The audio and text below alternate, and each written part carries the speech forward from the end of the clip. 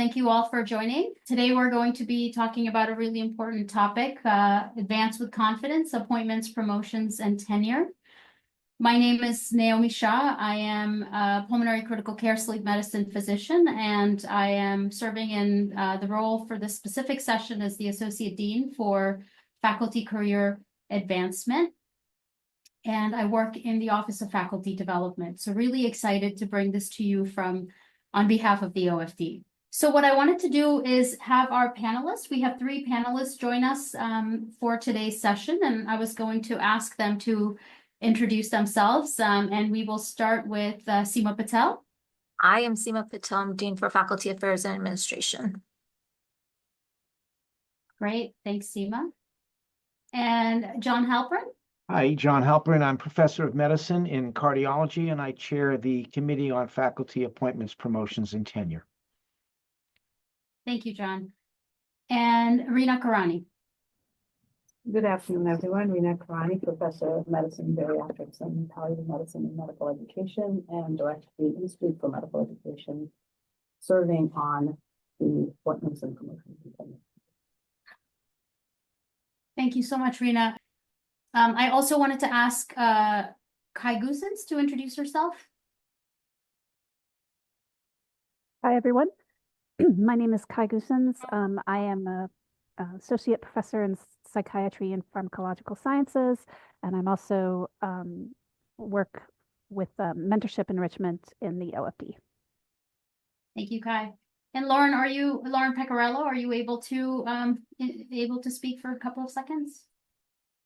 Hi, everyone. I'm Lauren Pecorello, the Senior Associate Dean for Faculty Wellbeing and Development, and I'm excited to welcome you all to today's session. Wonderful. So what we're going to do, just to provide an outline of today's session, we're going to start off with some presentations for about, I would say, 20 minutes. We will start off with Seema Patel, who will speak about process and timeline from an institutional perspective for promotions. And then John Halpern will cover the criteria for all the tracks, review the different tracks, and then some specific items pertaining to the CESE track. And then we will break out into rooms. We will have 3 rooms for different tracks. We will have a CPAL track breakout room, a CESE track breakout room, and then the Investigator and Research tracks will be combined in a separate breakout room. And we will have moderators and some of the panelists that just introduced themselves in those rooms. So with that, I will hand it over to Seema to start her slide presentation. Seema?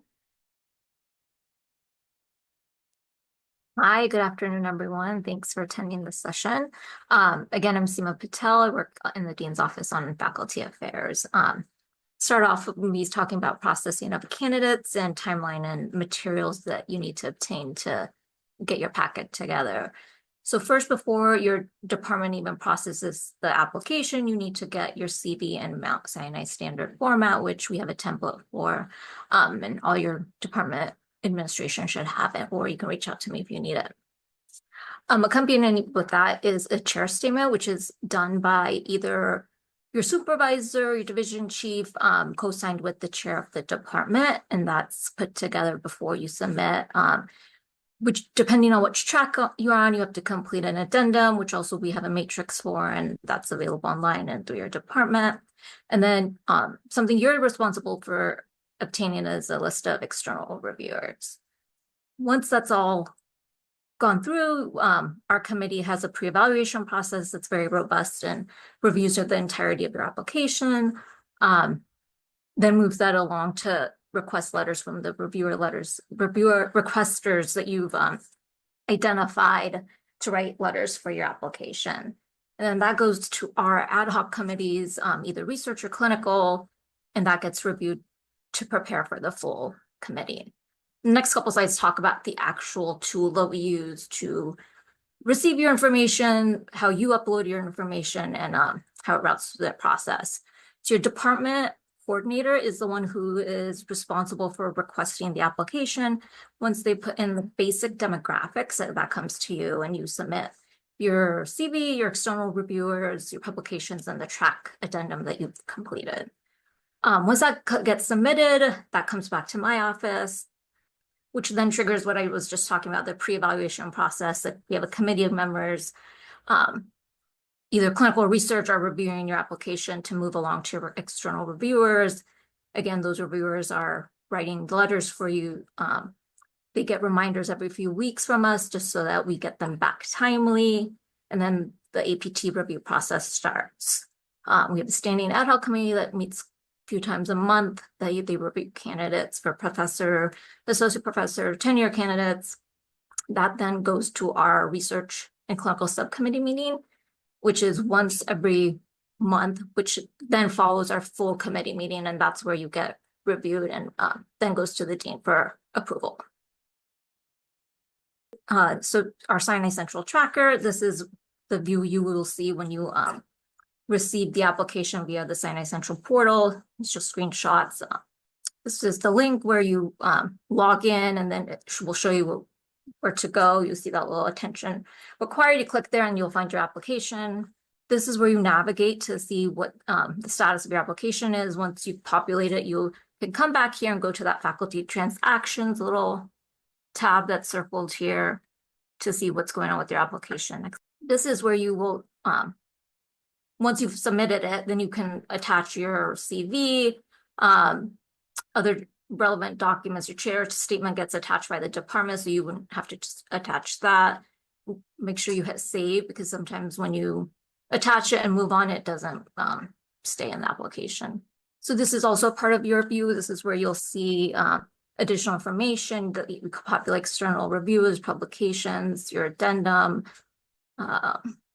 It's really basic. This is just a screenshot to when you are going through the process, so you can follow along. External reviewers. So here's where that list you've gathered in the beginning, you will pull out, you'll complete their information here, the name, the title, the phone number. We really make sure, really ask you to check to make sure the email addresses are correct, because that is what we're using to send the requests to them.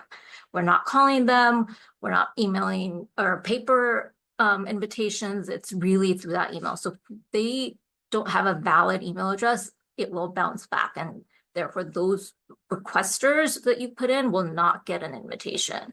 So please make sure you have the correct information here. This is just where you would put your publications in. That's pretty straightforward.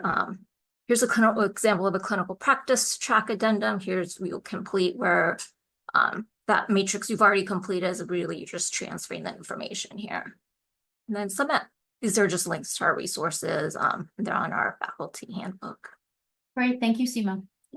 So that's really how you would submit your application to, the tracker. But what we're now going to go into is the criteria for all the tracks. And I'm going to pass it on to John Halprin, who chairs the school's APT committee, to review that.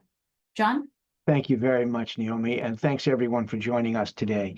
So let me just begin by sort of showing you the guiding principles that we consider at the APT committee. First of all, our function is not to block the box or to retard folks in terms of advancement. We're really there to facilitate professional advancement.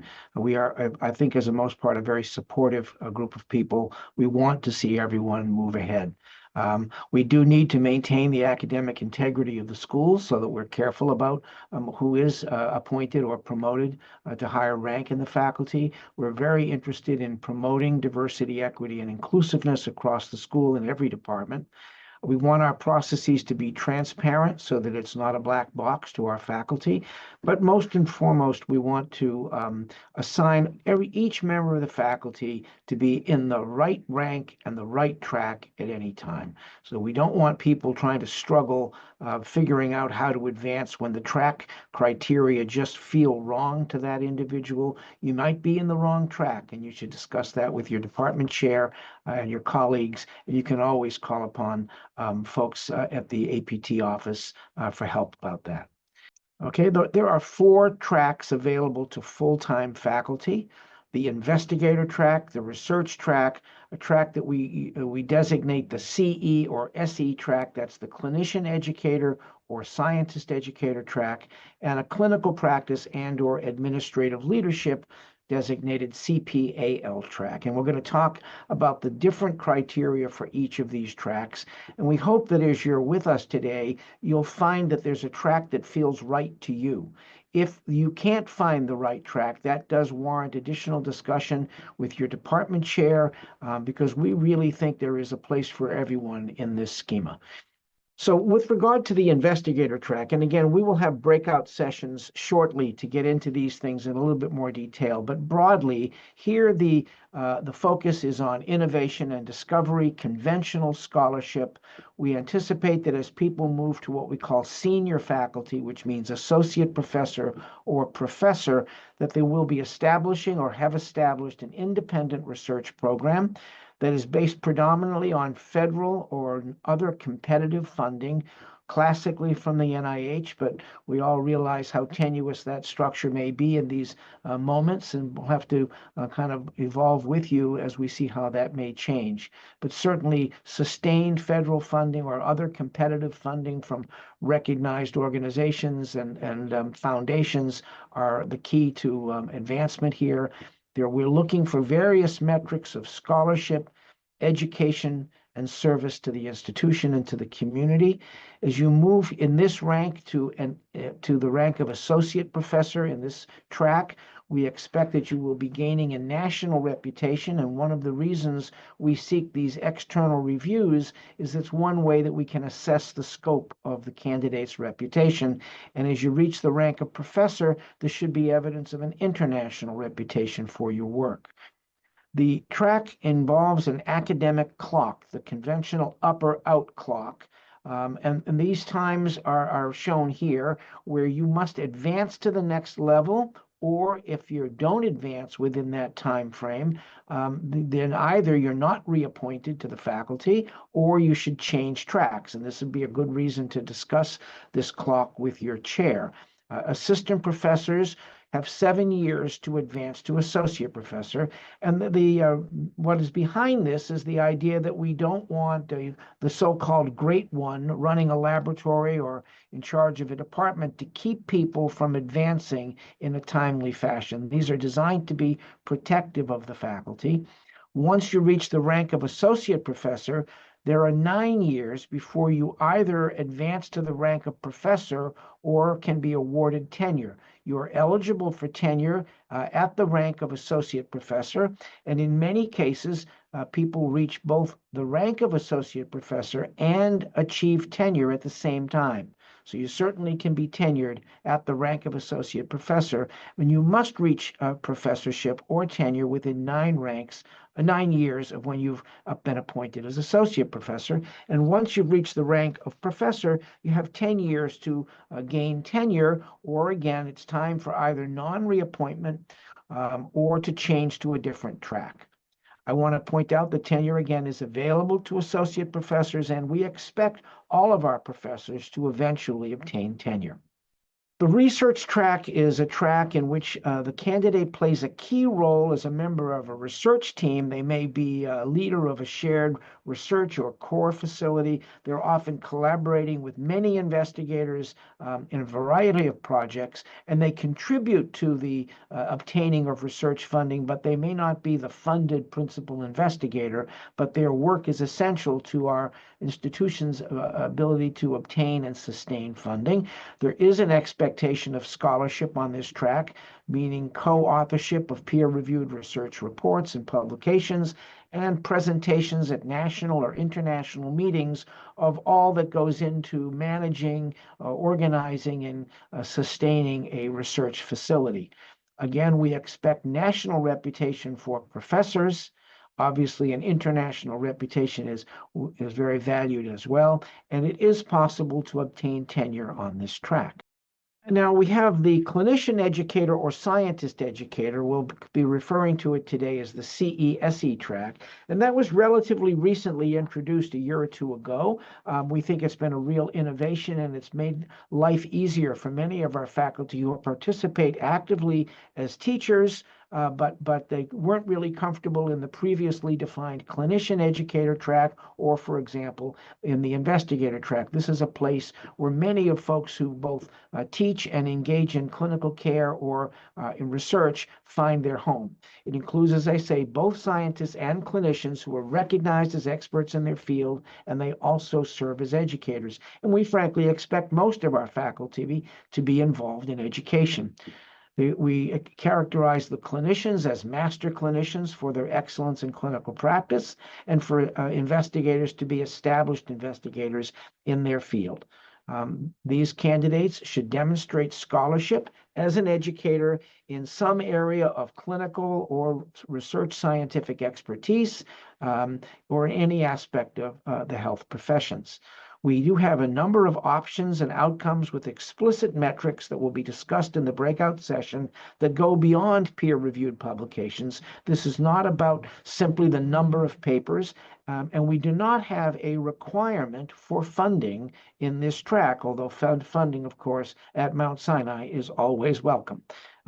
There is an expectation of extramural as well as institutional service and contributions to the mission of the institution. And once again, there is an expectation for a broad reputational scope, regional or national for candidates for associate professor, and national or international for full professors. And once again, this is a tenure-eligible track.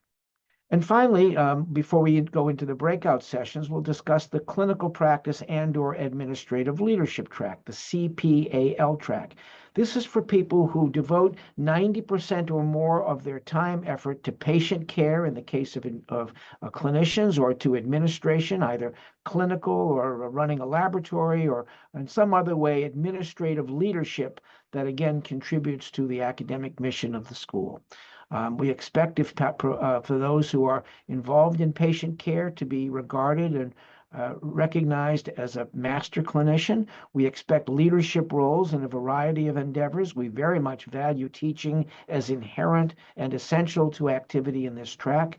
And a high level of conventional scholarship is not a requirement in this track. We're not counting your papers, but we certainly want to see that there's evidence of very robust clinical productivity for those who are involved in patient care. Once again, there's a scope of reputation that's expected, which is regional, meaning outside of Mount Sinai in the surrounding communities, and perhaps you might think of it as the tri-state region for associate professors, and a national reputation for professors. But this track is not tenure eligible. So those are the broad criteria that we use for each track. I hope that you've been able to find yourself in one or another. And at this point, I'll stop and we'll move into the breakout sessions. Thank you so much, John.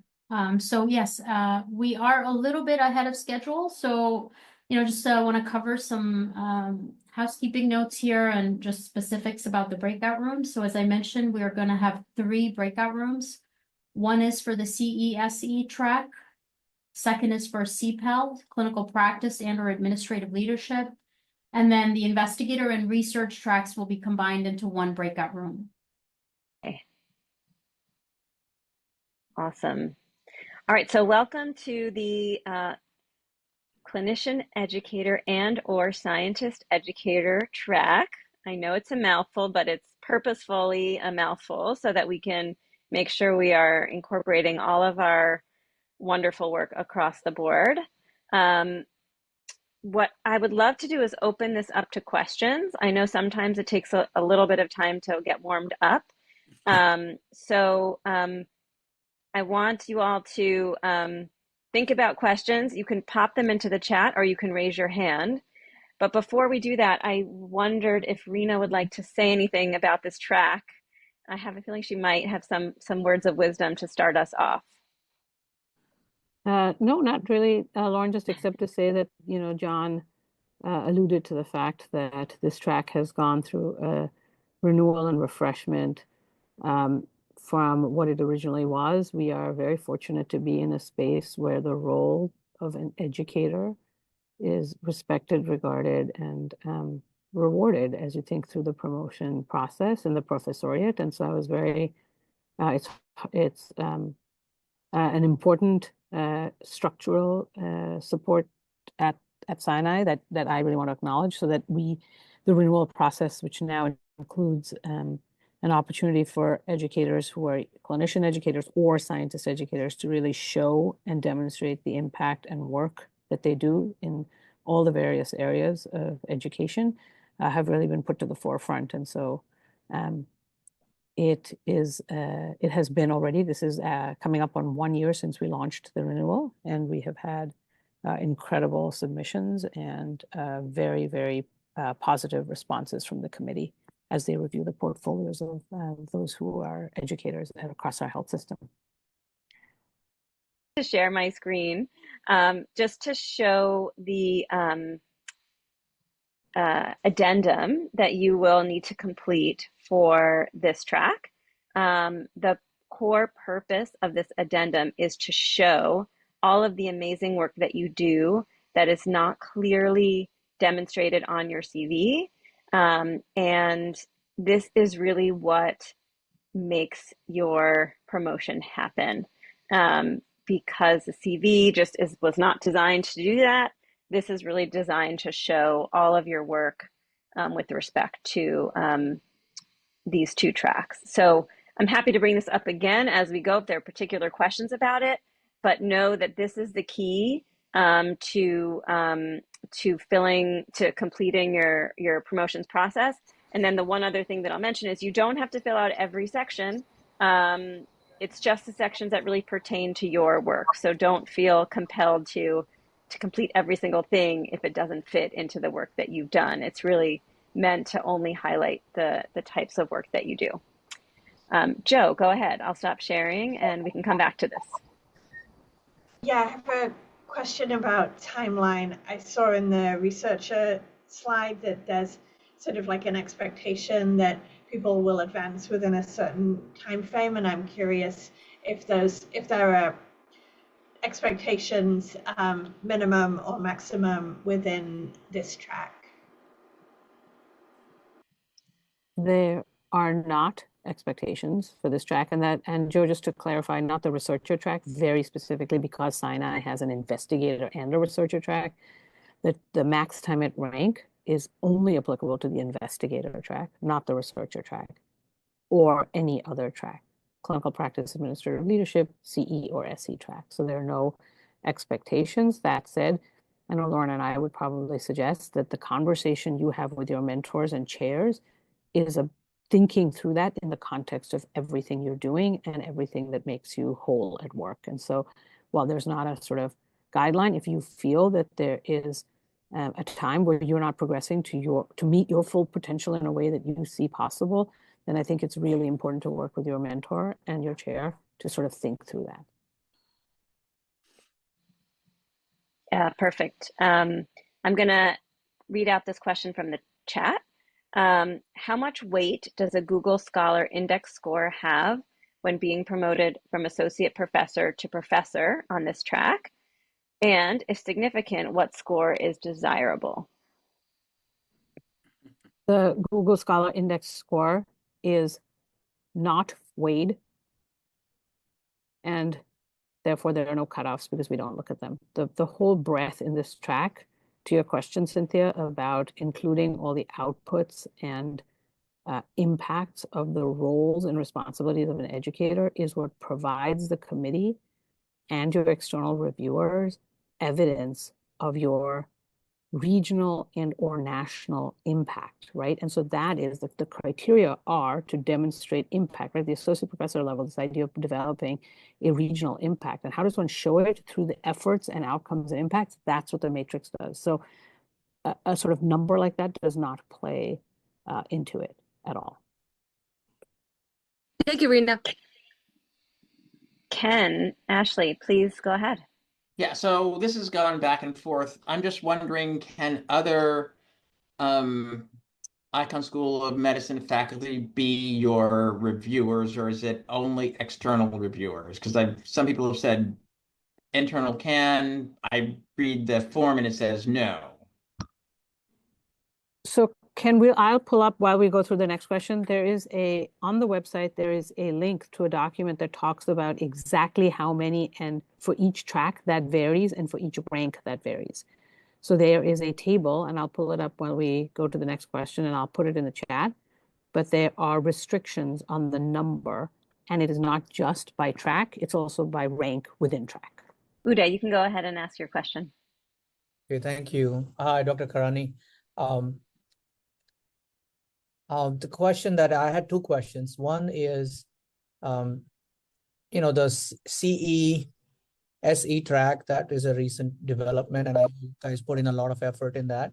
I think traditionally, the way clinicians were advancing, if they were involved in research and had publication and were teaching at the same time, I think that was pretty much kind of the realm that these promotions were falling into, other than the clinicians who were purely doing clinical work and very little publication work or research work as such.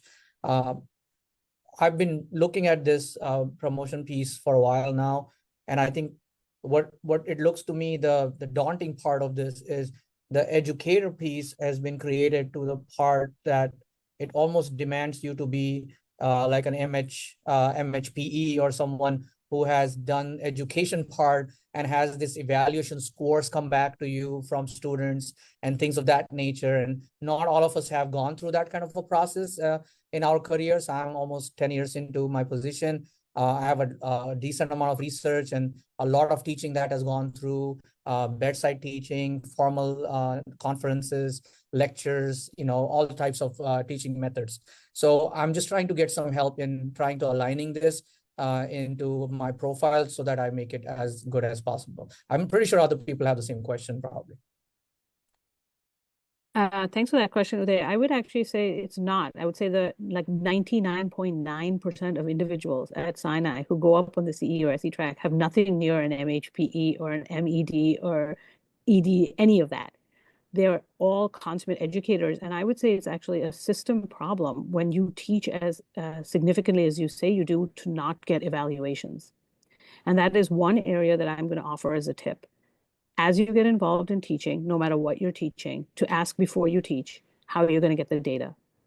If you're teaching at the bedside, medical students or residents or clinical fellows across our health system, those individuals are providing data because part of accreditation requires it. And so finding out where those data are and how you can obtain them is critical. And before you teach, to really inquire of the program you're teaching in how that education is going to be assessed. So being a consummate teacher, being a deep teacher, absolutely is part of it. Taking another viewpoint on the role of an educator is that we have many roles, and it doesn't have to be scholarship. It has roles in participating in the national dialogue on education. It is joining regional committees. And that's why the matrix contains so many opportunities: development of assessment tools or participation in the design of new programs or curricula or even MOOCs. It allows you to talk about dissemination more broadly than even papers. And so the function of being a teacher, right, as Dr. Halpern mentioned, is an expectation actually across all ranks and all 4 tracks. So that is not unique to this track. Actually, what's unique to this track is all the other stuff. And so one of the thoughts I have is thinking through your work, your daily work, and sort of thinking where you might parse things out gives you a sense of the areas of opportunity and the areas of strength that you have already in the 10 years that you have been clearly very committed to being an educator. I guess the question is that when someone has gone through this process without necessarily having, I'm particularly talking about the addendum that we are required to submit, and I think that's where we could probably enter information that what kind of courses and what kind of topics that we've taught and what kind of lectures we've delivered. And I think traditionally that used to be sufficient, I would say, or at least would be supportive of your application without necessarily getting that feedback piece every single time. I'm just trying to not put in another 10 years to achieve the feedback that I've been asked for. And I don't think the systems have been set up everywhere the same way, probably, at least. I don't know who owns the onus of trying to find that. I mean, we should talk offline because I don't know where you're located in the health system, but I would say that the assessment of the quality and inputs of an educator have only expanded. They have not changed. They've only expanded. So, I don't want to sort of use this time to kind of figure out all the nuances of a particular conversation, but I would say that, having served on the committee now for over 11 years, it has not changed in that way. And so some of it is the sort of understanding of it and now how we're presenting it. And I do not hope that you will be spending another 10 years to gather sufficient data, but I certainly think that in discussion with your mentorship and your team, you might be able to be more particular about what needs to happen in the next, short period of time in order to take you to the next level. So I just want to move to a question that's in the chat, and then we'll move to you, Bridget. So one question in the chat is, how long does it take after the pre-approval process to get through to the final endpoint? And I can help with that too. Oh yeah, go ahead, Lauren. You start. Well, I mean, I think that the process has sped up much more in recent times. SEMA has really streamlined it. The biggest holdup for any of this is your letter writers.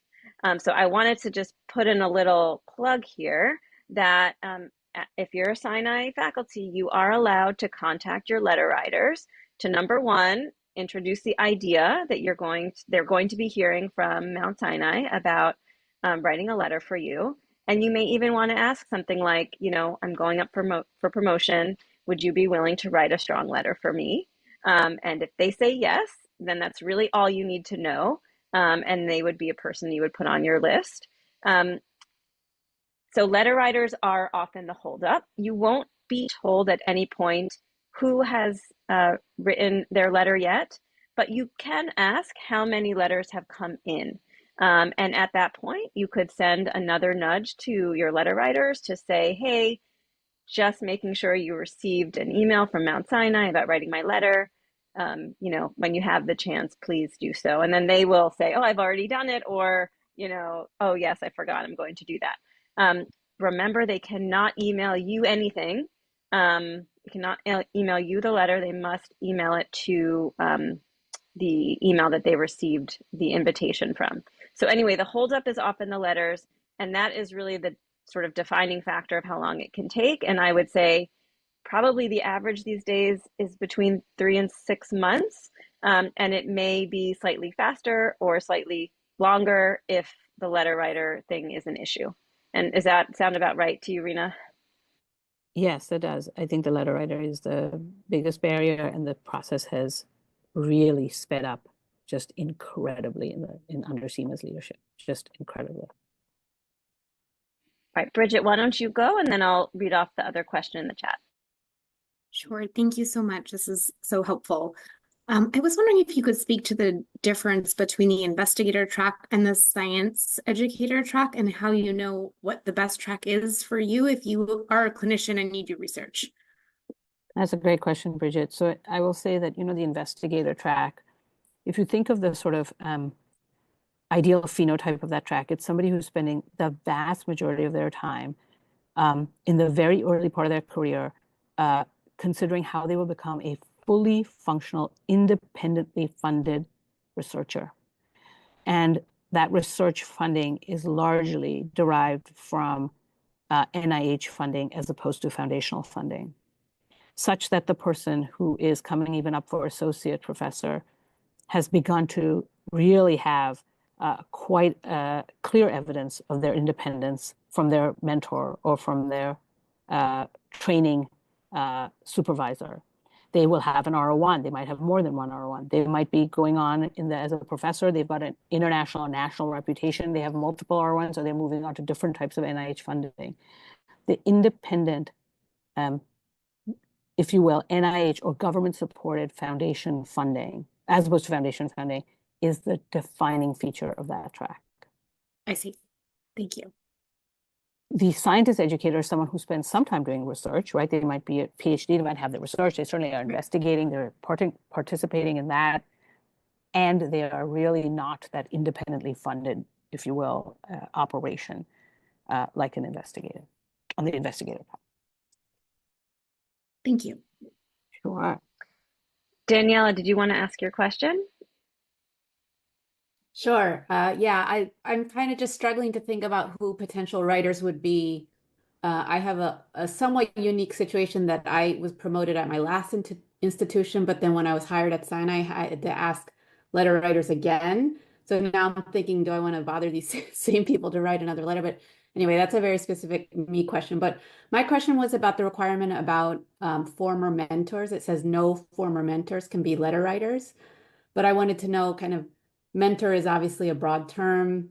What can it be someone who was your attending and mentor years ago who's not you're not actively collaborating with now? I just wanted a little more clarity on that. Yeah, I mean, we'll hear Lauren's thoughts, but so again, I think, Danielle, there's not like a sort of like, oh my gosh, that, there's a cutoff of X number of years.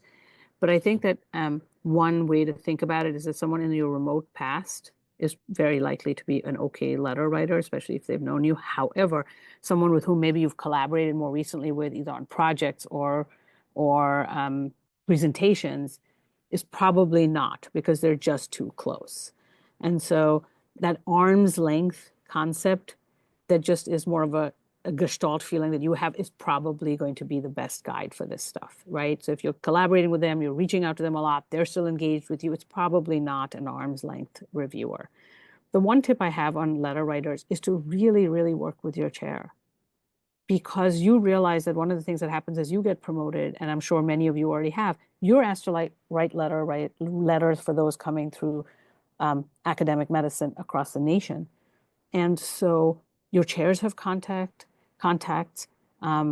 your mentors have contacts itself. And so really sort of vetting your list with them is helpful, because they could say, oh, we seem like there's a lot of geography here, or there's 3 of these types of people, let's think about this. And I know these kind of people, they've done these letters before. So that kind of collaborative approach to picking your letter writers, even if you start with a first pass of like, these are my ideas, might actually be a really helpful way to kind of do that. Yeah, and I was just going to say, one rule of thumb I have is, if it's someone that you rotated with a couple of times, that's fine. It's really about how closely did you work with this person, whether it was on a research project or maybe they were like your core mentor for your fellowship. That person is probably not the right person. But if it was just, a more brief kind of interaction, or you worked with them for a shorter time, I think that's fine. And I also would say, why not ask them again? Because they already have a letter, right? Like they don't have to do very much. So if it's not like it's a big, change and not much has happened, you can actually say, hey, I'm going up again. Here's the 3 new things that I've done. Can you add this to my letter? And then they're done. So I actually wouldn't mind, personally, that's an easy letter for me to write. There's a question in the chat, but let's go to Robert's question, and then we'll go to Ganesh's question if we have a chance. Okay, right. I was sticking with the mentor one. If you have someone who is not related to your institution, but you've met them once or twice a year, either in, on Zoom or in person, and just use them to help you guide your career. They're not a strict local mentor or anything like that. You wouldn't think of them as excluded from that category. I mean, they've been a mentor, but not a, direct working with you type person. More of somebody who knows you and, is giving you guidance about, where to track your career and how to do it, and, has helped that way. I would consider that too close for comfort, actually, for a letter writer. Okay. Yeah. Especially if you're meeting them once or twice a year, they're guiding you in your career. I would feel that would be pretty close. Thank you. And just to answer your other question, Robert, with respect to a CV, I know a lot of departments do this. They'll ask a couple of people that were promoted recently and ask them if they could share their CV. So we don't have one that we use globally, but if you ask your department, I would imagine that they could help you out with that. If you run into trouble, let us know, because the Department of Medicine may have some kind of mock-up ones on our site that are sort of more general. Okay, thank you. And then Ganesh asked, once all the letters are received, are there additional holdups? Uh, I don't think so, but I'll leave Yeah, I that to don't you. think there's a additional holdup. There can certainly, I mean, it can certainly, feel like a longer period of time than one might want, but it goes through a very diligent process of review with the subcommittees, and then for the full presentation, we have a system at Sinai that all cases are presented to the full committee, and that actually is a significant strength of our approach. And so, given the fact that each case is looked at very diligently and very thoroughly, and letters are evaluated, and then a subcommittee is looking at the package and the presentation, every case is presented. You can imagine that due diligence takes time, that we don't want to lose that as part of the process. But generally speaking, the time to completion has really remarkably shortened. Really, it's been more than 10 months since they got all the letters, based on my understanding. So sometimes I was told it will take a little longer than that. So Ganesh, I would reach out to Seema to inquire from her about your particular situation. Mm-hmm. Yes. And I would also just like to mention that this track is eligible for tenure. So if that's of interest to folks, there's slight additional criteria that need to be met. And that process might be potentially a little bit longer because that's an additional approval. But that is something also to consider. I would just add to Lauren's, it's not something that's an individual decision of a candidate. The chair determines whether they're going to put someone up for tenure. So there are certain departments and certain chairs with whom that would not be a point of discussion, but that's, again, something to discuss with your chair and your mentor as you're thinking through the promotion process. And Sarah asked, is sabbatical available on this track? Sabbatical is available on all tracks, I believe, but Rena will clarify. That's correct. Yeah. Sabbaticals are available on all tracks. They are very, very limited at Sinai. I'm going to try and, again, pull it up, but sabbaticals at Sinai are not very typical. And that is also a discussion between you and your chair. And it's not like you take a 3 or 6 month sabbatical. It's very person dependent on the length of time, the purpose of the sabbatical. We're now starting the breakout room for clinical practice and/or administrative leadership track. My name is Naomi Shah. In case you missed my introduction earlier, I'm an associate dean for faculty advancement. And we also have Seema Patel with us, who I will allow her to introduce herself as well. Yeah, a little bit of an echo, but I'll go ahead and introduce myself. I'm Seema Patel. Again, I'm Dean for Faculty Affairs Administration and oversee the Appointments and Promotions Office. Thank you, Seema. And if you're not speaking, if you can mute, perhaps we can reduce the echo. That would be great. Floor is open. Any questions?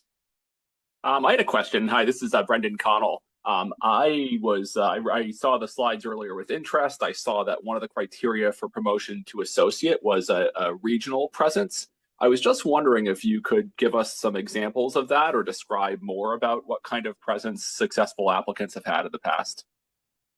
Yeah, absolutely. I mean, I think for the CPAL track, and I'll let Seema add as well, from what I usually, again, the application process, just to sort of lay the ground sort of foundation here, it's a holistic approach, right? So there's not a single thing that sets somebody apart from the other, or someone's ready or not. So really all of it is taken into account.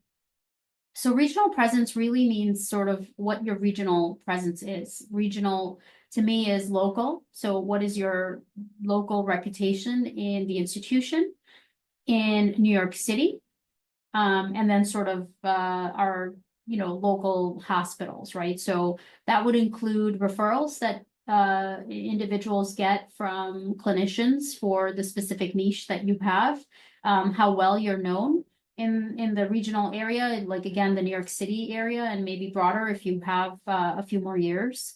If you've been invited to talk about the specific topic that you are a clinical specialist in, that would be another example of regional presence. If you have been part of any organizations that are local chapters like New York State, anything that, again, sort of reflects more of a regional role as opposed to sort of a national role, which would be involved in, organizations that have an international or national platform. So those are some examples. I don't know if that answers your question, or if Seema, you want to add anything to that? I guess the only other thing is, even if you offsites count, right? If you're going to one of our offsite practices, those also an additional would count as your regional. All right, can I ask a question related to that? Sorry, I can't turn on my camera right now, but Oh, no, it's okay. Forum Yeah, it's Pimp. completely optional. You When can. you say involvement in either a regional or national organization, is that, is that holding a position on a committee? Is that giving a lecture during a meeting? Is that, facilitating like poster presentations? I think, what type of activities would you guys consider to be involvement in those organizations? Yeah, either where I would think all of those account, right? There's no one versus the other. We, like Dr. Shah said, we look at it as a holistic application. And so your involvement in any of those should be listed on your CV. Go Yeah, and ahead. it's hard. I was just gonna add that it's hard, I feel, for folks that are purely clinical, right? So if you're seeing patients all day, every day, it's very hard to then have roles in committees where you're leading things, right? So again, I think for the regional, things where you have been invited, for example, I'm a pulmonologist, so going to use that. If you're a sarcoidosis expert, not many people are experts in that space, even in pulmonary. And so if you're being asked to do something at a local level or an international level for that condition, whether you're a speaker, whether you're doing, some of the case reviews or case presentations at our ATS meeting, all of those things really count, where you don't have to then be speaking, at a symposium or organizing a symposium or grading abstracts. So, as long as your clinical niche and your clinical sort of space is recognized outside of Mount Sinai Hospital, if you're here or if you're at West, Mount Sinai Hospital knows what you're expert, that all of those things really speak to the fact that you have expertise that is recognized beyond, sort of the exact space that you work out of daily. I have a question. So if, let's say I, submit my information and I don't know, there's a no, right? Is there an opportunity for guidance regarding what was lacking or what direction, an individual might pursue to then be successful the next time?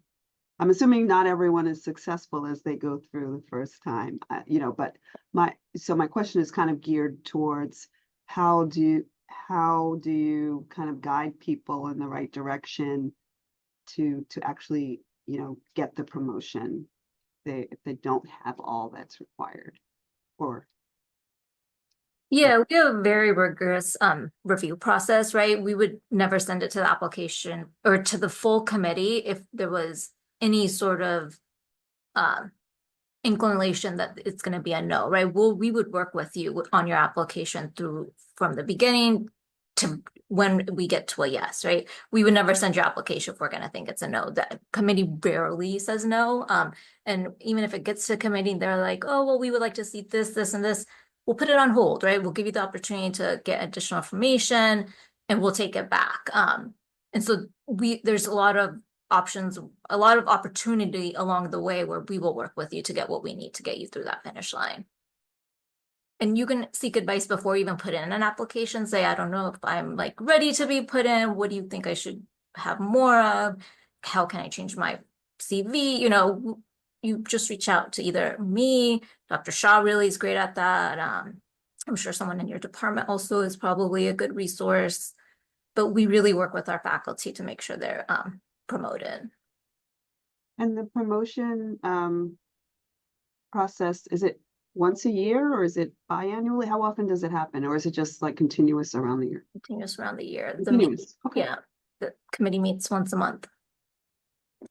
Yeah, what department are you in? Oh, for me, I'm in emergency medicine. Emergency, okay. Yeah, I was gonna say, so one of my other roles is I'm also a vice chair of medicine for Faculty Affairs, Department of Medicine, and we have obviously a very big department. So I chair the APT committee, and some of the things that I didn't know when I was not in any of the roles that I'm in, where I sort of obviously had to learn it, but so there are a few things that might be helpful. So if you're not sure if you're ready for promotion, I think the first person that you should be reaching out to would be sort of if you are in a division, your division lead or division director, or your chair, if it's a smaller department. Also, there are, SEMA's, the APT committee at the school actually does a pre-eval, which I didn't know when I was a junior faculty. So, even if you make it past the department cut and then it goes to her committee, they actually review the application before it gets presented to the main APT committee. And so at all of these levels, the department doesn't make a decision. So the committee I chair for the Department of Medicine, we don't make decisions. We just recommend or we assess whether someone's going to be approved by the APT committee of the school. So you have several checks, right? So I think you should definitely be reviewing your CV and your applications and your application material with your local divisional leadership, your department leadership, and then there's usually administrators that also help. So again, there are a lot of layers of assessment, and then the pre-eval really will give you a good idea whether or not it's gonna, as Seema said, if it's gonna work or not. So I didn't know a lot of this stuff, so I'm just sharing it in case it's helpful to any of you. And I don't mean to hog the stage, but one last question is just that the pre-eval is inherent in the process. Is that correct? Or you have to request that? No, it's a part of the process. Okay, perfect.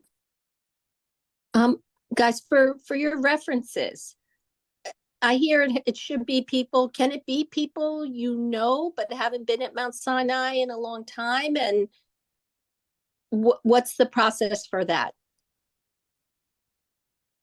Yeah, so I know Seema gets this question like every single time, and while if you don't mind answering, I'm just gonna share my screen to talk about sort of to show you what numbers you're looking at. Seema, do you mind sharing that? Because I know that's something you guys always get asked. The numbers or the question? Well, yeah, specifically who can and who cannot serve as a. Yeah, so we have a grid. I'll put it in the chat in just a second, but we have it can't be people you know personally, right? It could be people who know your work. Maybe you attended a conference, you've met them. It can't be people you've collaborated on research or other sorts of projects on. So we have it, let me just put it in the chat, but we do have criteria per track and per rank. Do you want to just briefly share your screen? Because I know this is something I gotta get it open. I don't have it open. What if it's somebody you worked with like in medical school, but now is a director, at Bellevue, right? That person can be a candidate. They can be. Okay. So, and could it be somebody, I know I'm sorry to be difficult, but it's hard to get people. We only need 6, but that don't even know you at all. It's hard when you know so many people, but could it be somebody who was your resident and now is a professor of genetics somewhere else? Could that be somebody, or is that too close? But we're talking 20 years ago, right? So I don't know how that would work. And also, how many years do they have to be gone from Mount Sinai to be considered non-Sinai anymore? Yeah, these are great questions, and I think that Seema is just pulling it up. Are you professor or associate professor? I mean, we can go through both, but for professor, they have to be geographically diverse, experts in you're familiar with your field, but they don't need to know you personally, but they can, right? And have to have the professorial rank. So it could be a resident who knew you 15 years ago. It could be a colleague who you worked with 10 years ago at Sinai, but it can't be less than 4 years. And another note, it can be 2 reviewers from the same institution. So in this track, it's pretty relaxed in terms of who can be and who can't be reviewers. So I wouldn't worry too much of not getting enough letters in this track, even at the associate professor level. Yeah, and they can be people that refer patients to you from outside, absolutely, right? As long as they're not at Sinai and, the other rules suffice, for sure. That's also okay. So it's a little tricky. A lot of times people have questions about this. But I would say that if you're at that point, that's actually great because that means you're very close to the levels for promotion for both associate and professor to require those letters. So I guess, is it better to do a list that's too many people and then that could be filled by the committee, right? So we'll send it to everyone once we get a good number, such as we usually like on this track 4 to 5 good letters will move your application. So if you give us 15 names, we're not going to wait for all 15 people to write us back. We're going to move your application with 4 to 5 good letters. So we're consistently reviewing on a weekly basis, actually, what your letter count is. We'll review the content of the letters and make sure that, they're good, strong letters that could get past the committee. The other thing I guess I should just note with the reviewers, since I'm talking about reviewers and letters, you have to really ensure if you're reaching out to them to nudge them or say like, hey, your name is, I know you got an invitation. Could you please, write the letter for me? I would I would make sure you tell them that they cannot send it to you directly or your department directly. That would be an immediate disqualification. They have to come to my office directly from the writer or the writer's assistant or coordinator or whoever that person is.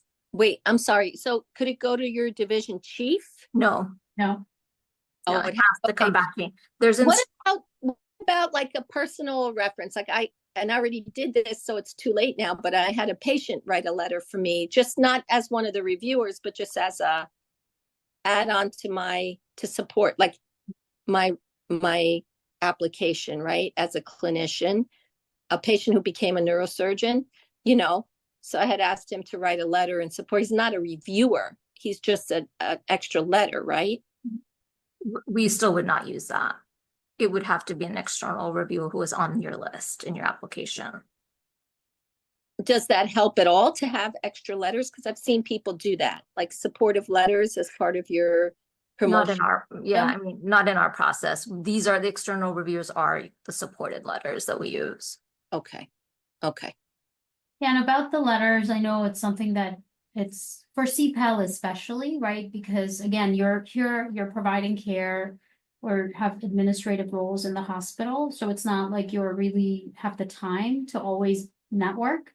And so it's harder, I feel, for folks to identify people who can write letters, especially when you need 10 names. It's not easy. So a couple of suggestions.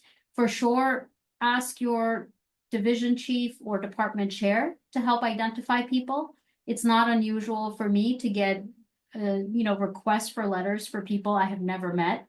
It's just from an institution that I have affiliations with. So that is certainly okay. And that can always help you get a pool of folks that can write those letters for you. Secondly, make sure that if they are people you are reaching out to, or if someone is part of your reviewer list, that you do feel strongly that they're going to endorse you for the promotion. I have seen instances where people ask folks and then they actually don't think you're ready.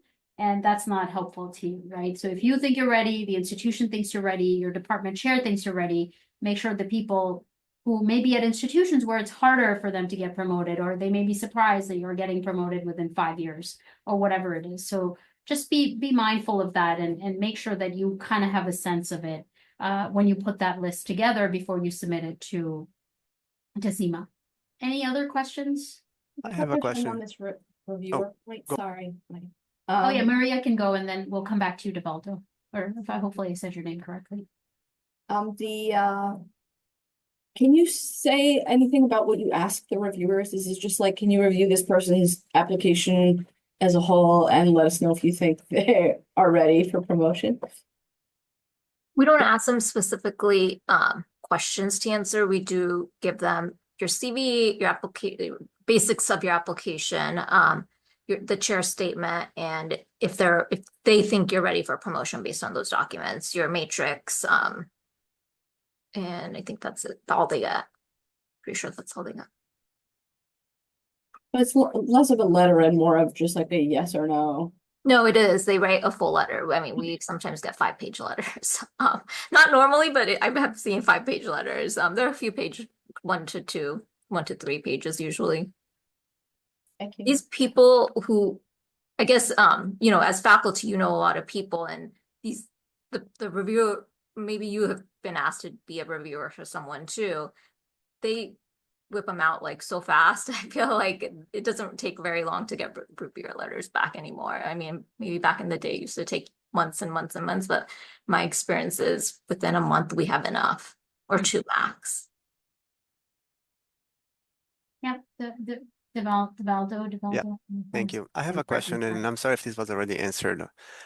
So say you were following a track, and as you go up in the rank, your role has changed. Can you switch from one track to another in the middle of the rank, in the middle of the rank, such as, for example, I follow one track and became associate professor, and then for going for professor, can I use a different track? Yes, absolutely. Okay, thank you. Yeah, there is an addendum or a guide chart for this track that you can take a look at. I'm going to try to share my screen. I had it open while other questions come in, so feel free to continue to ask questions. I have a question about hi, how are you? Thank you for this. On this track, on the CPAL track, I was a little confused by the clinical practitioner track where over 90% of your time and effort had to be clinical. Because, you know, I kind of meet criteria for both, for administrative and for clinical, as far as expertise in a clinical niche, but also a strong administrative leadership track. So I kind of stagger over both. Is that problematic, or by declaring CPAL it doesn't matter? I'm a little confused about that. It's one track, so it doesn't really matter. You could either be heavy on the administrative side or you could be heavy on the clinician side. We look at both, so you would still be called the same track regardless of one side or the other. Got it. Okay, thank you. We're now starting the breakout room for the investigator and research tracks. On track switching and how that plays in like promotion in future. Yeah.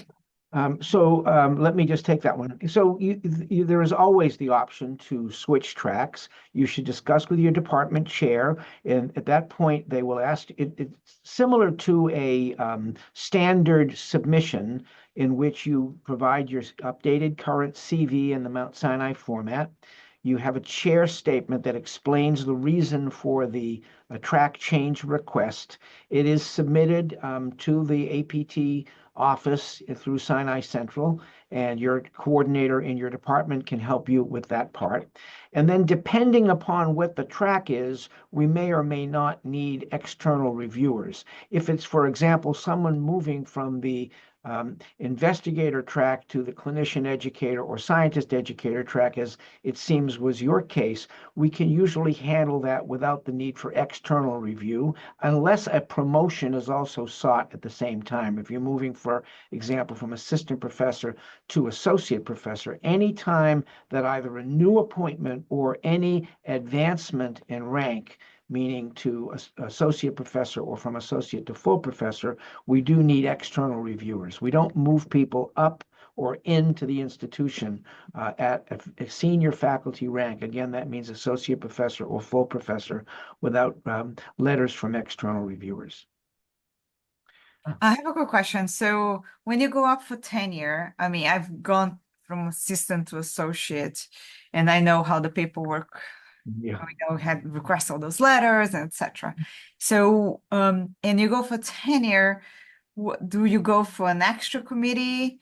And what are the key criteria that you use for tenure? Thank you. So we actually, you will be seeing posted, I hope, before the end of this academic year, more explicit and clearer criteria for tenure. Tenure has been a little bit too much of a black box in this institution, where everybody knows they have to be great to get tenure, but they don't quite know what great means. So we'll be seeing, we're completing our work as a committee on that. We'll be submitting it to the dean, and hopefully it'll be approved and then posted on the faculty handbook, certainly before the end of the academic year, hopefully much sooner than that. So we will be clarifying the criteria, but they are essentially an extension of the criteria for advancement in the track in the first place. We do look, for example, in the investigator track for a continuous stream of funding, not that you have a current grant, but there's a track record of sustained funding.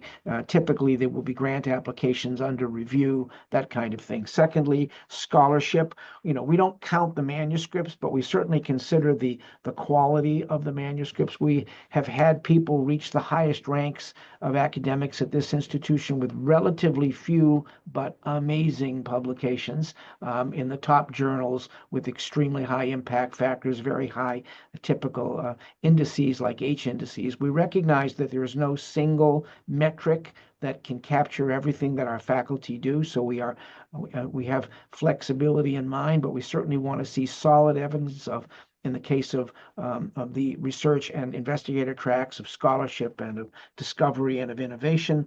We want to see that there's a record of training or mentoring, typically of postdocs, but it could be in other forms. And we'd like to see, again, evidence of contributions to mission of the institution, that you're not just sitting in your own ivory tower, but that you are doing things that contribute to the advancement of the community here as a whole. And the answer is then, you can be reviewed. There is a separate committee on tenure, which meets after every month when the APT committee meets. Immediately following, there's a meeting of the tenure committee. And the reason we have a separate committee for tenure is that we don't think it's right for non-tenured faculty to be voting on tenure of other faculty. So only tenured professors sit on the tenure committee, and they are all available to review candidates for tenure. You do not have to be tenured to be a member of the APT committee. You do have to be a full professor, but we wanted to be sure that the APT committee fully represents the entire Mount Sinai community. And for example, I think it's a bit of a kind of a bane for us, or a matter of shame, but there are very few tenured faculty who are not based at the main campus, Mount Sinai East, if you will, on Fifth Avenue at 100th Street. Very few faculty outside of the main campus are tenured, and we want to make sure that those faculty are represented. That's why they can be members of the APT committee and vote on associate professors and professors, but we hope that many of them will gain tenure and then be able to join the tenure committee, which again reviews candidates monthly. I hope that's an answer for you. Thank you. Just as a follow-up, if I may, and what does that mean financially here at Mount Sinai? Oh, very good question. The tricky one. Yeah, no, it means very little. Okay. Essentially, financially, what it means is, A, you don't have to reapply to be reappointed ever again to the faculty. So this idea of my contract being renewed goes away. You may choose to renew your contract for other reasons of benefits of various kinds, but you once you are tenured, you basically are here forever. Okay. The history of tenure is to assure academic freedom so that you can say all kinds of crazy stuff when you're a full professor at Mount Sinai if you're tenured, and they can't get rid of you, okay? And many do, okay? The other thing it means financially is you're guaranteed the minimum base salary for rank, which is not enough to pay the rent, okay? Which is roughly... Well, it varies greatly by department. Okay, I see. It varies by department. It's very departmental. It's different, in medicine than it is in psychiatry or in neuroscience and so on. So but what is a standard rule is whatever is the minimum base salary for, say, an associate professor in the department of whatever, that minimum base is guaranteed. And another point you should know is that the bill for that, the tab, goes to the department. Okay, the school doesn't guarantee it. It's the department that guarantees it.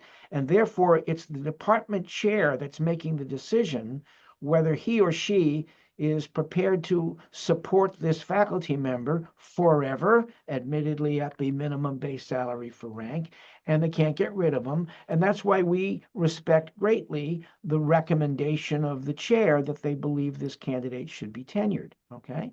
Because the bill falls to them. Understood. Yeah, thank you.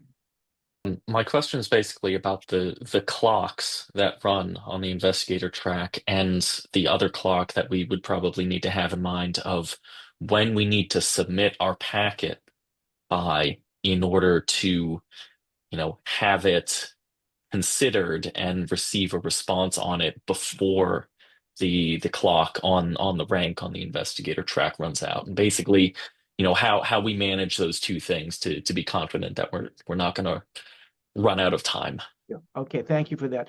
So regarding the latter part of your question, which is the clock, we can move pretty quickly. By that I mean, if we receive an application, a packet that's complete and properly formatted, the CV is in the right format, there's a chair statement signed by the right people, you have put the necessary potential reviewers into Sinai Central, and we're good to go, then it will go to a pre-evaluation committee within a week or two.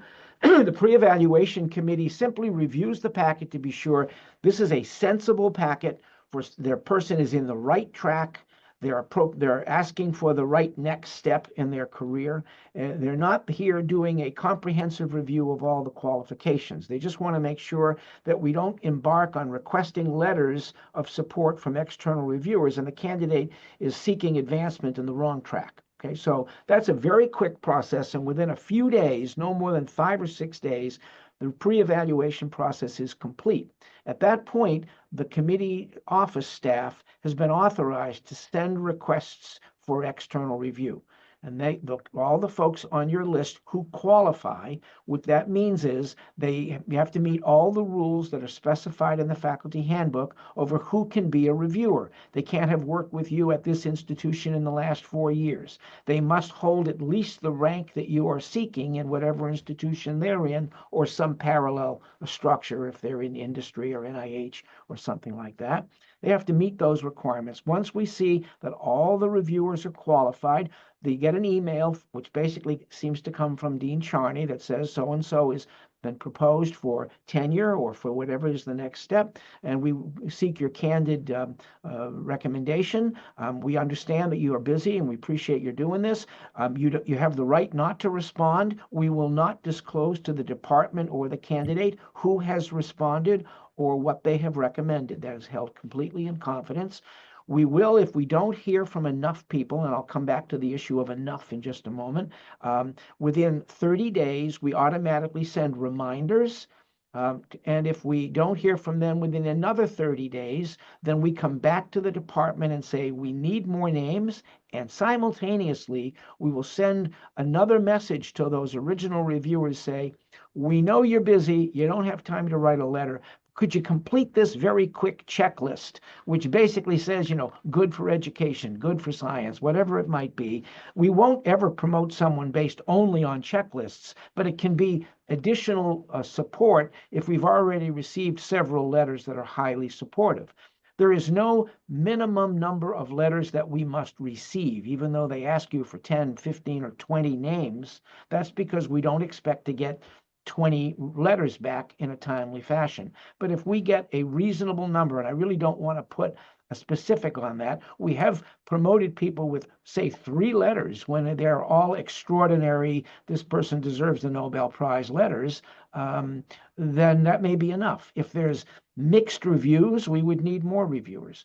And the idea is we don't want to delay you. So usually within 60 days of requesting letters, we have enough letters back, enough reviews back, that the packet can then go to the subcommittee level for review or to the full committee for a final vote. So it should not take more than 4 months or so from when your material is complete in the tracker for us to be in a position to act. If there's a delay at 60 days, we will come back to the department and say, we need more names to move this more quickly.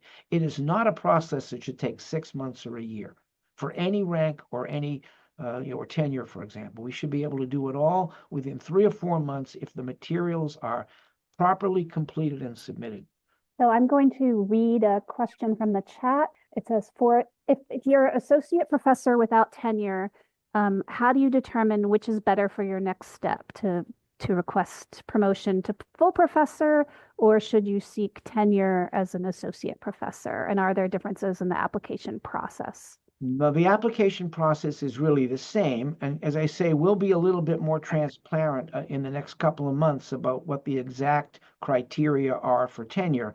Bear in mind that the problem with establishing criteria, the advantage obviously is everybody knows what the criteria are. The problem is we don't want anyone to be boxed in. Sometimes criteria are just too narrow and they're not open-minded and flexible enough. And so the committee has brings to mind a fair amount of flexibility when we review candidates for tenure or for anything else.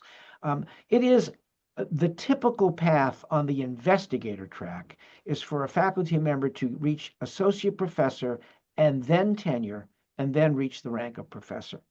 If they, for one reason or another, reach the rank of professor without tenure, then obviously the next step is tenure. But it is conventional for associate professors on the investigator track to reach tenure before they advance to professorship. And it may have to do with the fact that they're really rising stars. Their funding is solid. They've got applications in the review process. They're established as independent. The independence becomes a very important thing in this track. We realize that to get to associate professor, you will have often worked with a mentor or some leader of a laboratory, but during the process of becoming associate professor, you should begin to show independence from your mentor. You should be respectful of your mentor, but there should be a discussion with your mentor and with your department chair of, do I really need my mentor's name on all my papers? Maybe I can start to show some papers that are independent completely of my mentor. Doesn't have to be, and we understand the value of team science, but certainly when it comes to funding, we expect to see that the associate professor has become PI on their own R01, for example, and maybe another one is in the making. And by the time they're ready for tenure, there should be a clear track record of independent funding, that you're not the co-investigator on your mentor or colleague's grant, or that certainly valued, but it's not sufficient. Tenure requires independence for funding, independence for scholarship, and then an expanding reputation that should be reaching the national level. So how early after one has achieved assistant professor can one apply for associate? Like, when do people typically apply, at what year mark? And then if by some reason the application is first rejected, can you apply again, or will that be held against you? Okay, thank you for that. So I want to just clarify, you're asking about the advancement from assistant professor to associate professor. Yes. Okay, thank you. Yes. So first of all, one thing, when I raised my kids, I told them there's only one rule: no running with the scissors. All other rules spread from that rule. That is to say, we don't really rely on too many rules in the APT committee. There is no minimum interval. Obviously, what counts is what you have achieved. And so, you may have entered the faculty at the rank of instructor or assistant professor. Assistant professor is where you're declared your track, okay? Hopefully that track will be sustained. You then got a fair amount of work to do to get a national reputation, establish independent funding, independent scholarship, and that is rare to be able to do that in less than a couple of years. It must be done within 7 years. So I would say the average, but it's not a requirement, is about 4 to 5 years. But that by no means is no standard that you must, you've only been assistant professor for 2 years, you can't advance. No, that's not true. We could advance people very rapidly, but they've got to show the trajectory of achievement and reputational expansion that warrants that. My question is regarding, if you are associate at the rank of associate professor with tenure and you want to move to professor, what are the main aspects that we should pay attention during the application?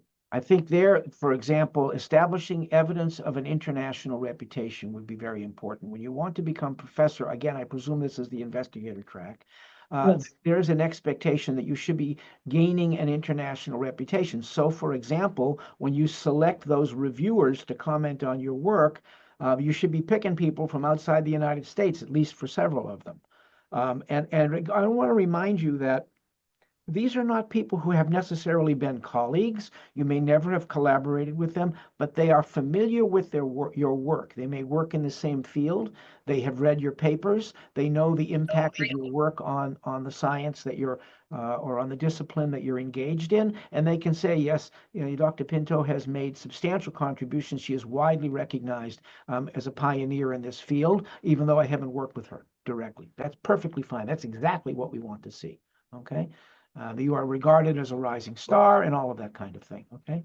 And you should, by the way, just as a matter of operations, there's no reason you can't reach out to people and say, I'm being put up for professorship. You may be receiving a letter from the dean. I would be welcome your support. I appreciate any help you can provide. However, they need not tell you what they're doing, and there's no way you can find out.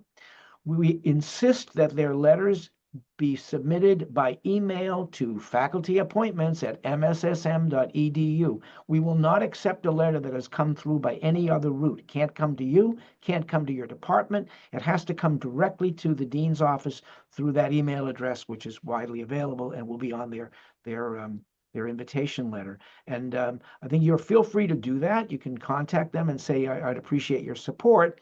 But after that, there's no way you're going to know whether they supported you or not. But I would say from the standpoint of your specific question, pick people who support the international reputation. Nothing goes further than that in convincing us that somebody is ready to be a professor. Obviously, we need the funding background, we need the scholarship, we need the publication record, we need all the other things that go into the criteria. But that is a very powerful tool when we can hear that you are widely regarded. And the number of letters is similar to? Yeah, it's not a fixed number of letters. We have advanced people to full professor with tenure based on 3 letters, but these are people that are extraordinary, and it's quite clear. You know, they wrote the key textbook in the field, they've done the pivotal paper in the Journal of Clinical Investigation or whatever it might be. They have very high indices. It's quite clear that you know, this person is a star, and there's no doubt about it. We don't need to hear it from anyone else. Okay. Thank you. So you did mention that there's a sequence of going from associate to tenure to full. Just based on historical data, how often do you see a one-shot attempt at associate and tenure, or what is the typical time gap between associate and tenure? What the distinctions are between? I would be careful here only because, for example, it wasn't always clear that you could follow that sequence of associate professor to tenure to professor. Many people thought that you had to become a professor before you could get tenure.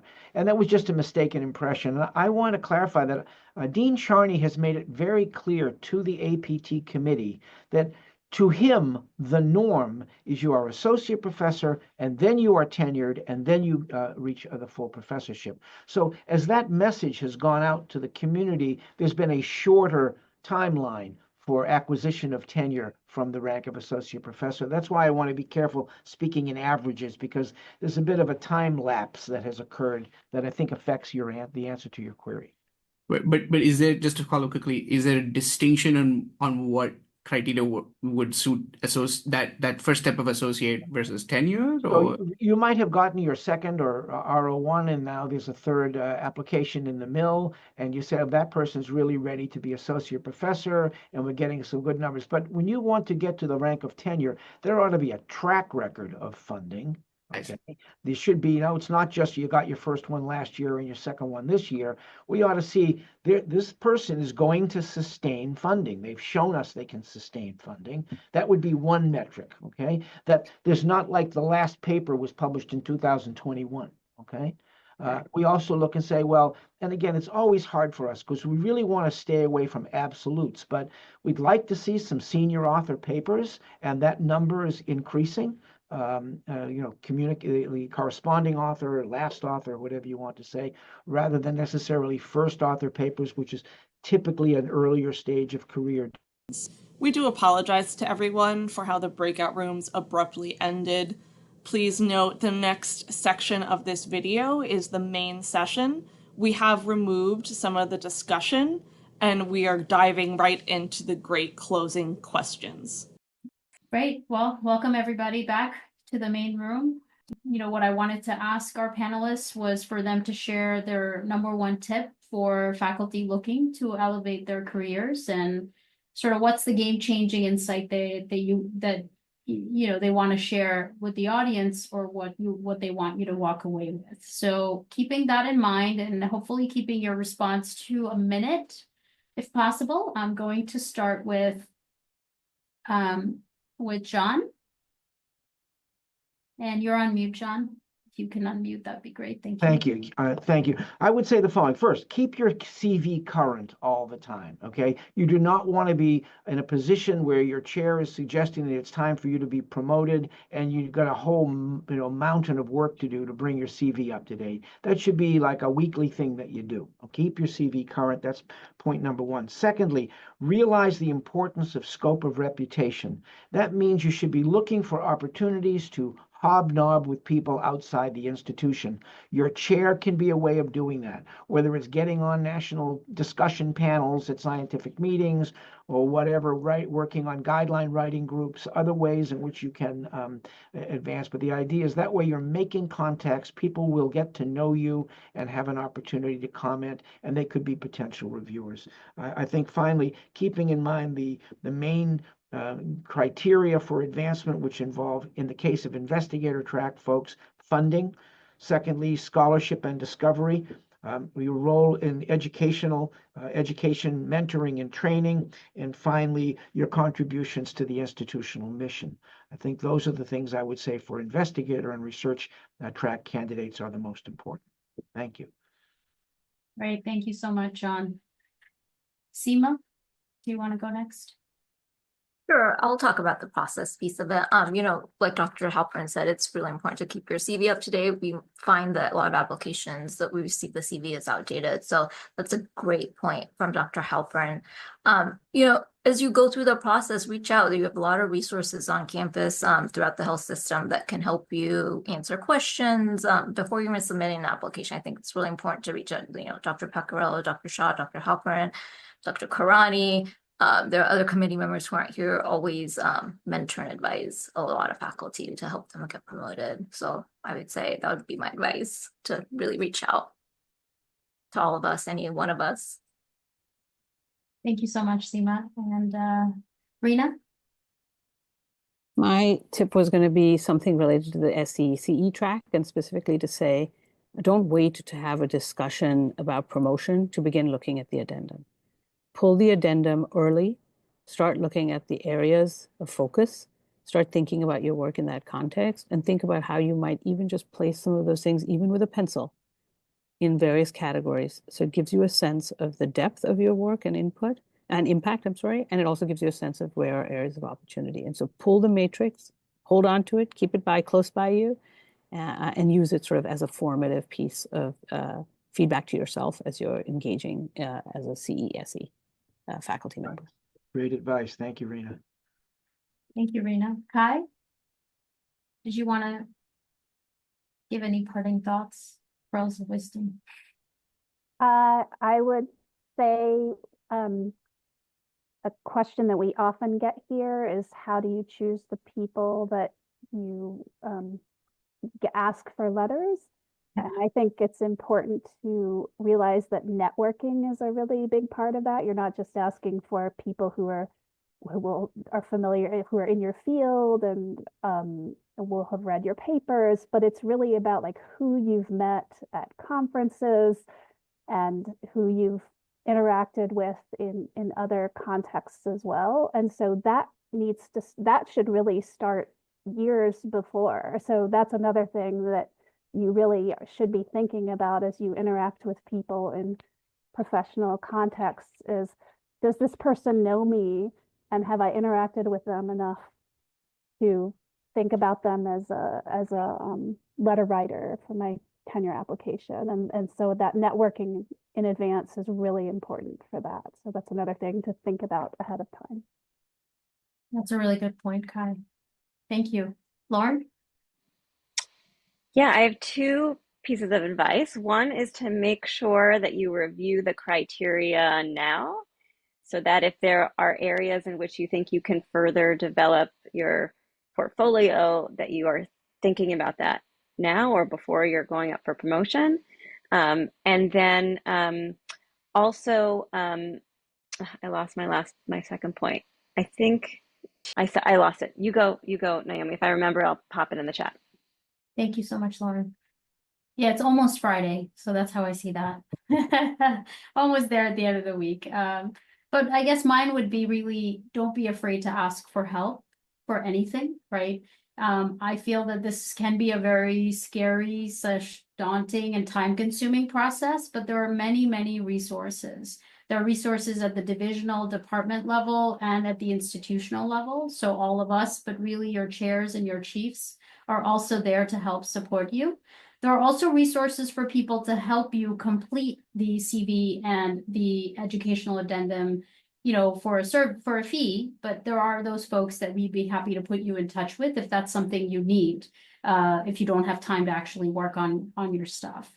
Another piece would be use ChatGPT, right? If you are not using ChatGPT, I would definitely recommend using it for things like, you know, you have a bunch of things you've done for whatever your profile you're working on, you know, and you don't have time, use it. It can help you write something that's coherent and shave off a lot of time. So I'm a big supporter of AI, and I think in 2024, moving into 2025, it could be a great help. And so try to use that, of course, within the restrictions and keeping any privacy matters you know, in mind. So I think those are some of the things that I would recommend is don't be afraid to ask for help, because that's really easy and someone can really help guide you. Lauren, did that thought come back to you? Or Yes, it did. Oh, great. I was just going to say, make sure many things that you do can count more than once, right? So make sure that the things that you're doing, if you feel like they're really impactful and you want to write it up, think about, you know, what that looks like. It doesn't have to be a traditional research paper to be peer reviewed. You can write reviews, you can write, you know, a process that you created. Really think that through, because that is your body of work and you can, you know, make it count more than once. That's really great advice. Yeah. Very helpful. And so as we wrap up, it's 5 o'clock. I just want to give a huge shout out to our administrative support team, Corinne Johnson and Sam Gordon, who really help orchestrate this whole thing. And so I want to just thank them for all of their efforts. And of course, all of you for taking time from your very busy day. Hopefully this was worth your time. And then of course, last but not least, our panelists for taking time from their extremely busy days to present slides and really share all of their expertise. So with that, thank you all. Thank you. Bye-bye. Thanks Bye. a lot.